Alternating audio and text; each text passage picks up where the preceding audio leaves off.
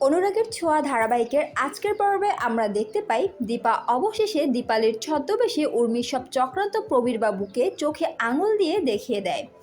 Court case শেষ করে দীপা যখন ফিরে আসে তখনও সে দীপালির সাজেই থাকে। বুঝতে পারে নাটকটি চালিয়ে যেতে হবে যাতে উর্মির মুখোশ খুলে দেওয়া যায়।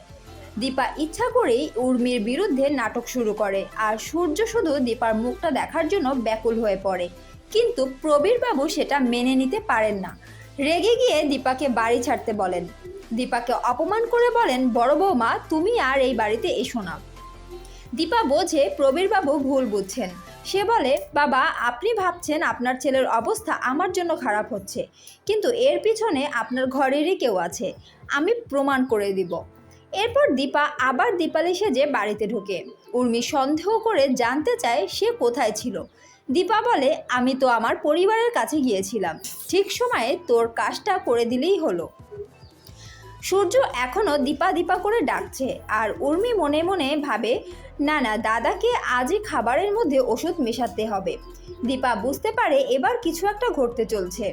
রান্নাঘর থেকে খাবার নিয়ে উর্মি নিজের ঘরে চলে যায়, কারণ ওষুধটা তার ঘরেই রাখা।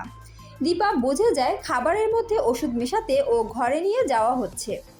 এবার দীপা দীপালির বেশে প্রবীরবাবুকে বলে, কর্তামশাই ম্যাডামজি আপনাকে তার ঘরে যেতে বলেছে। প্রবীরবাবু অবাক হয়ে ভাবেন উর্মি কেন তাকে ডাকলো। ঘরে গিয়ে তিনি দেখেন উর্মি সূর্যের খাবারে ওষুধ মেশাচ্ছে। তিনি হতবাক হয়ে যান। পাশে দাঁড়িয়ে থাকা দীপা ভাবতে থাকে, এইবার অন্তত বাবা বুঝতে পারবেন কেন আমি উর্মির হাতে ডাক্তারবাবুর দায়িত্ব দিতে চাইনি। তো বন্ধুরা, তোমরাও কি এমনটাই চাও? জানতে পারো কমেন্টে। অনুরাগের ছোঁয়া ধারাবাহিকের পরবর্তী আপডেট এখনই আমাদের চ্যানেলে সাবস্ক্রাইব করে রাখুন।